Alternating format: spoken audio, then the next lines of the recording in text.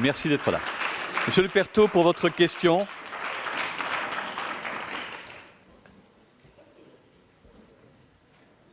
Je vous en prie. Merci, Monsieur le Président. Madame la Ministre, que ce soit pour se former, pour se réorienter professionnellement ou encore pour obtenir une reconnaissance professionnelle au travers d'un nouveau diplôme, nombreux sont les adultes qui reprennent le chemin de l'école alors même qu'ils sont à l'emploi. La presse de cette semaine nous apprenait, la Libre Belgique en particulier, qu'une situation particulière se pose en ce qu'un certain nombre de salariés d'entreprises néerlandophones n'ont plus accès à un système qui vise justement à permettre aux adultes de libérer du temps, ça s'appelle le congé formation, pour suivre des formations particulières au cours de leur carrière. Et en fait, la raison qui fait qu'ils n'y ont plus accès, ces employés d'entreprises néerlandophones, c'est simplement qu'ils ont choisi des opérateurs de formation francophones. Alors, ma question est assez simple. Avez-vous connaissance de cette difficulté? Est-ce que des retours vous sont parvenus d'écoles supérieures ou d'écoles de promotion sociale? Est-ce que par ailleurs des contacts ont été pris par vous avec votre homologue flamand en vue de remédier à cette difficulté? Si c'est le cas, quelles sont ces réactions par rapport à ce problème? Et enfin, y a-t-il des actions qui permettraient une pérennisation de ce congé éducation de manière plus effective? Et si oui, lesquelles? Merci déjà pour vos réponses, Madame la Ministre. Merci, Monsieur Lepertot. Madame la Ministre, sur cette question des congés d'éducation supprimés pour les francophones, salariés en Flandre.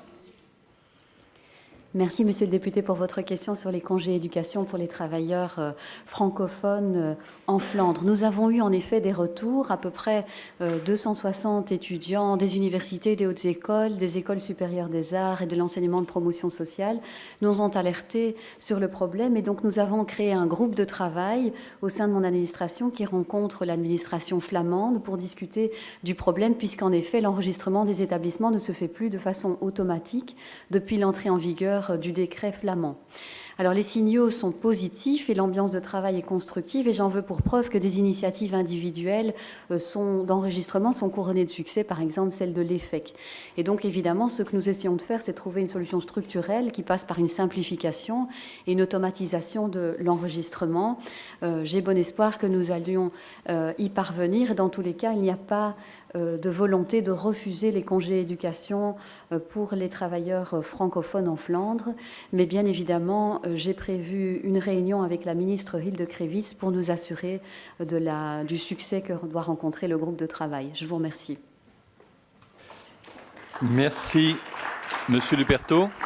Oui, Monsieur le Président, de remercier la ministre pour ses propos rassurants quant au congé éducation dans les circonstances qui ont été évoquées de travailleurs qui suivent des formations chez des opérateurs francophones alors même qu'ils bossent pour des structures flamandes, et de remercier la ministre de sa proactivité sur le dossier pour tenter de dégager des formules. Je l'en remercie. Merci à vous.